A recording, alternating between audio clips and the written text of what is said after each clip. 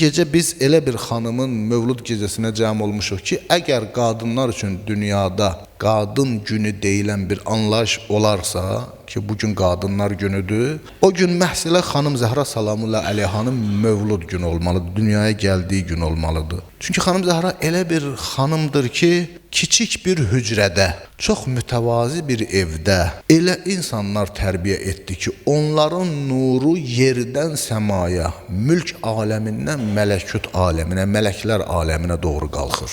İlahi nurun mərkəzi xanım Zəhra salamullah əleyhanın o həmin o yaşadığı o kiçik hücrədə, o kiçik evdə, o mütəvazi evdən başladı, səmaya doğru qalxdı. Hədis alimləri belə nəql edirlər ki, onlardan biri də Hakim Nişapuri Müstədrək kitabında. Müstədrək kitabı Əl-Müstədrək Aləs-Sahihayn. Səhih Buxari və Səhih Müslimdə olmayan, lakin Buxari və Müslimin şərtlərinə əsasən səhih hesab olunan hədislərin toplusudur. Yəni o hədisləri yazıb orada ki, Buxari Müslim öz kitabında yazmayıb, ya indi rast gəlməyiblər, ya müəyyən səbəblərdən. Amma onların hansı şərtə görə hədisi qəbul eləyiblərsə, həmin şərtlər bu hədisdə də var.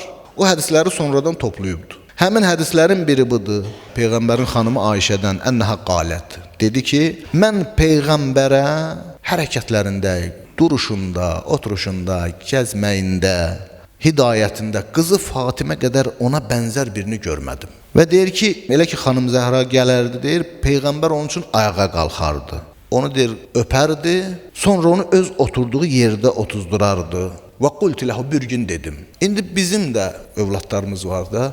Məsələn, biz qız uşaqlarımızı balaca olarkən oxşayarıq, sevərik, əzziləyərik. Amma gəldi, məsələn, böyüdü, artıq evdən köçürmüşü bir ailə həyatı qurub. Gəldi indi bizlə görüşməyə, bu cür davranmamışı, bu həqiqətdir. Peyğəmbər Fatimə Zəhra salamullah əleyha, bu hədis söhbət Mədinədən gedir. Xanım Zəhra əleyhissalamın evindədir, övladları var.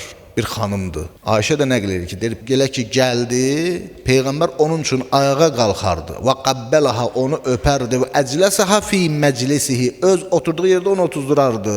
Mən deyir, dedim ki, ya Rasulallah, görürəm ki, sən Fatiməni öpürsən, o artıq bir qadındır. Uşaq deyil ki, sən onu öpürsən. Bu artıq bir qadındır. Sən bunu niyə öpürsən, ya Rasulallah? Allah Rəsulü nə buyurdu? Həzrət Rasulullah buyurdu, o cənnətin meyvəsindəndir. Elə ki, deyir, mən səmaya doğru qalxmışdım, ucalmışdım, cənnət meyvələrindən birini, səmərindən birini yedim, mənim sülbümdə nütvəyə çevrildi, Xədicə hamilə qaldı və Fatimə dünyaya gəldi. Mən cənnətin qoxusu üçün darıxdıqda Fatiməni qoxulayaram.